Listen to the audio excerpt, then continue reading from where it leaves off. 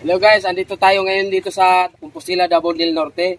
Ngayon, iba-vlogs natin kung nakita nyo dito sa may likuran ko. Ito po yung mga saging nila na pang-export. Deliver nila sa ibang bansa. Sa China, Korea, ito na po yung mga saging na yung pang-export sa saging, no? Yung napapansin nyo, yung may balot dito na kulay blue, yung isa-isa natin titignan. Papasok po tayo dito sa may gawin na ito. Kung makita mo, gala mo yung nakita mo yung mga kulay na blue na yan. Ayan. Yes. Napakarami talaga yung saging na yan. Kumbaga yung isang piling na yan, yung isang piling, nagtitimbang yan ng mga 2 kilos or 1 kilo at kalahati. So ngayon, papasokin na natin. Try natin papasokin. Tara, let's go.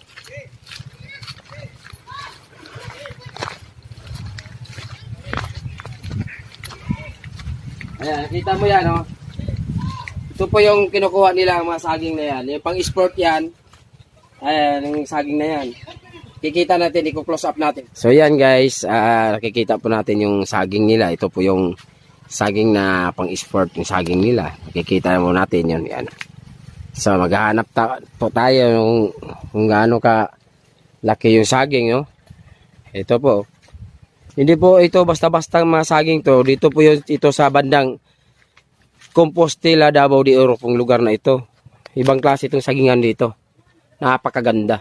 Ayun oh. Bali na dito po tayo sa kalagitnaan ng sagingan na ito. Ayan oh. Kung totosin nga guys is katunayan po. Pag sino po ang nag-i-spray nito is aeroplano talaga ang nag-i-spray nito. Ayan guys. So kung napapansin nyo yung mga kulay asol yan. Yung kulay asol. Ibig sabihin bunga po yan. Ayan oh. Guys. Gaya na lang nito guys. Oh. Hinahantay nila to na medyo bumilog. Tsaka nila babalutin to. Ayan. Ito po yung laki na saging. Ibang klase ito. Pang-export na pang ibang bansa. Mga saging dito. Andito po tayo sa Davao. Davao Compostela. Davao de Oro. Ayan o. Sinasamantala ko nang nag-vlogs dito. Kasi nga nagbakasyon ako dito sa lugar ng papa ko na namatay yung aking father. So ngayon binablogs natin kung ano talaga, kung masisilayan ko din kung ano talaga yung hitsura ng sagingan ng Davao, no? Ayan, oh.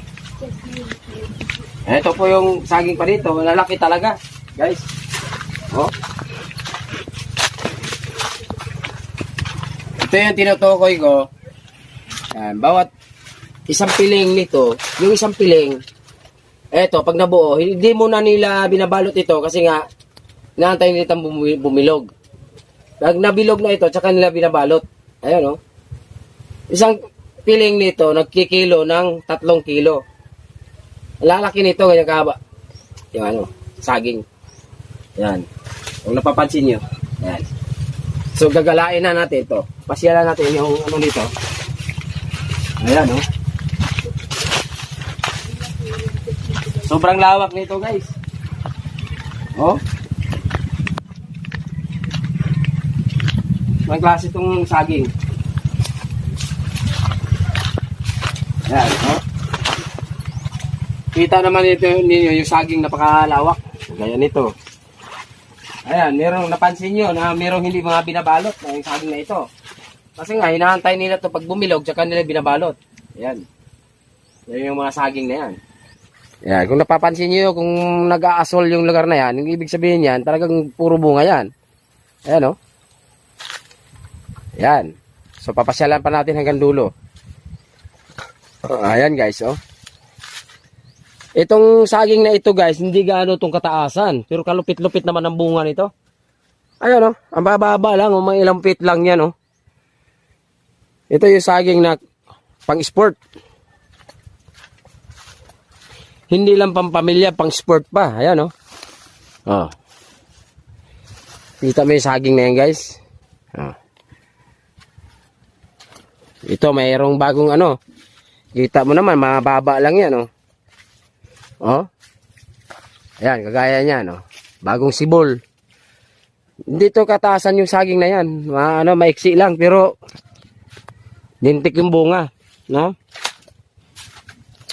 Ayan, so gagalain natin. Dito tayo sa gawing ito.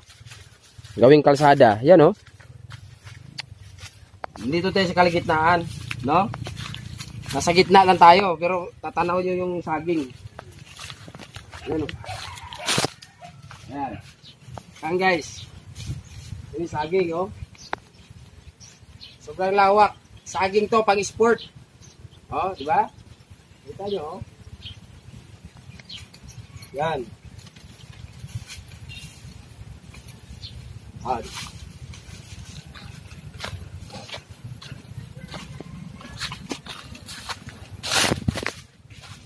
Eto guys, first time kong napasyal. Kwento lang pero ito naniniwala na ako na grabe pala ang saging dito. Sobrang lawak. Mahigit dito ba 100 hectares ang saging na plantasyon ng saging dito sa Davao de Oro. Compostela, ayaw, no?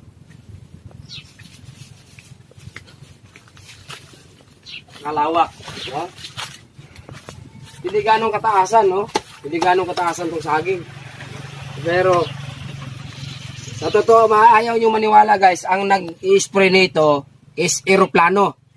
Ayan, para malalaman nyo. Ayan. Ayan.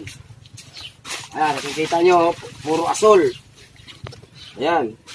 Ah, may bunga na, oh. Kita mo, ang bababa. Oh. Ah, may bunga na, pero ang baba, oh. Kumbaga, galing sa lupa, may isang dipa lang. Ang haba at kalahati. Isang dipa at kalahati. Oh. Ito, makikita nyo, oh. Ang mga tao rito, nagtatrabaho, guys, para malalaman nyo, minimum ang trabaho, ang sahod ng tao rito. Arawan, minimum. Simula alas 8 hanggang alas 5 lang ang trabaho. Alas 8 ng umaga hanggang alas 5 ng hapon lang sila nagtrabaho. Minimum ang sahod nila rito.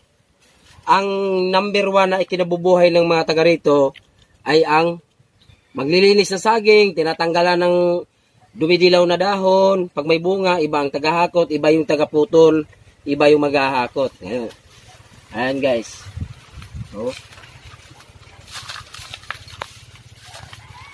bali ito naman yung may mga bagong tanim, kagaya nito.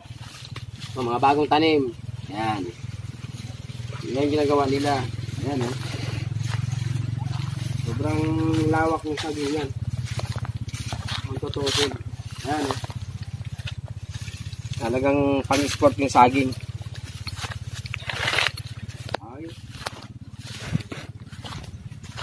Let's go.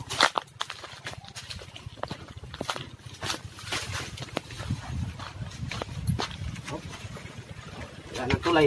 Tika. Wala na tayong madadaanan. Dito tayo.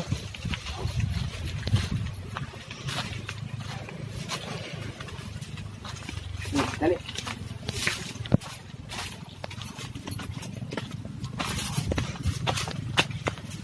Puro saging. Lupit. Lalabas tayo. Tagal natin makalabas.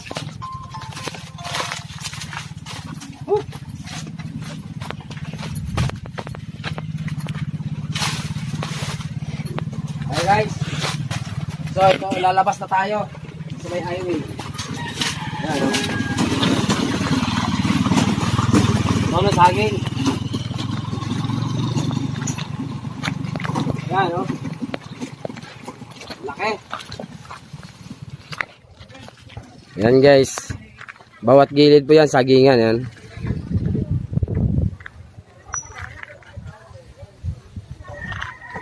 Ito guys, yung kinuha natin na yun ng konti is almost 10 hectares ito, sagingan na ito. Ayan, oh. Yung sa lugar na yan. Tara guys, samahan nyo ako. Tara. Siyempre, para hindi uhaw, meron tayong baong tuba. Ah, oh. Tara, samahan nyo ako. Para masaya.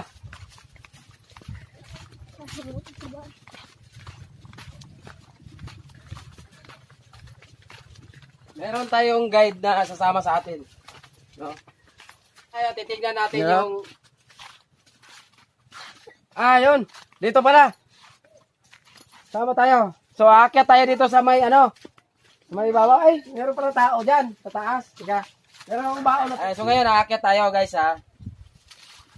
Baka, hihingahin rin ako pagkaakyat sa hagdan kaya may baon ako tubig. Pero ibang klase tubig dito pula. Aakyat tayo. Tara. Para matatanaw natin guys kung gaano kalawak yung sagingan dito. Para matatanaw natin kung gaano kalawak yung sagingan, no? Okay, kaya tayo. Yan ha. First time ko pumunta rito sa Davao. Panaw nga.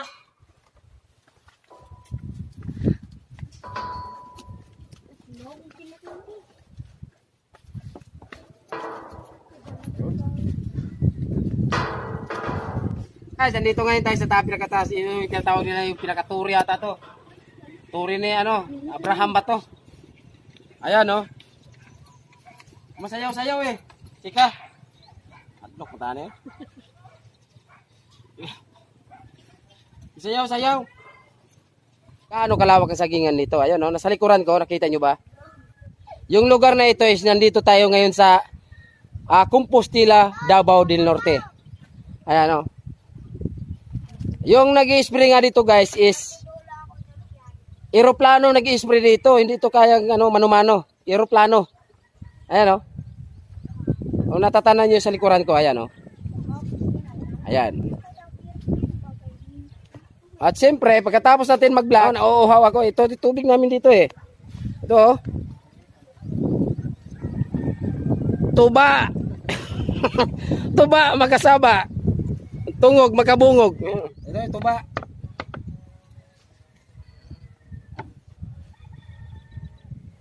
Tuod nyo.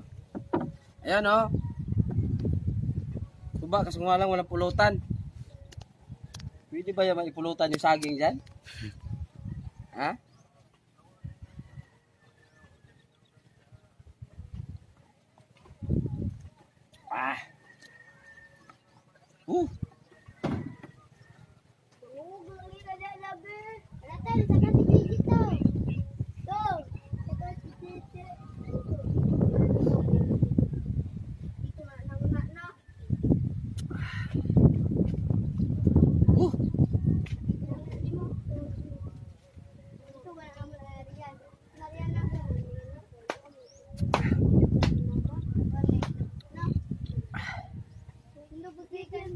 Oo ni lami dire kay tuba. Sa Manila walang tuba.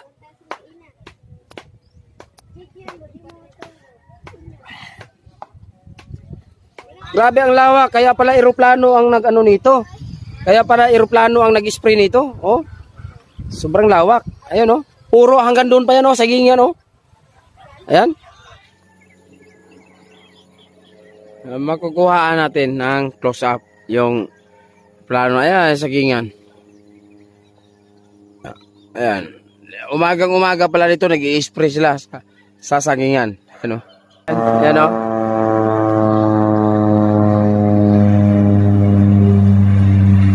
Kasi yan po yung nag-i-spray dito sa sagingan. Ayan Ako hindi ako magkapaniwala guys. Ibang klase pala yan. Ayan Yung baba na yan, mga sagingan yan. Ayan Iikot yan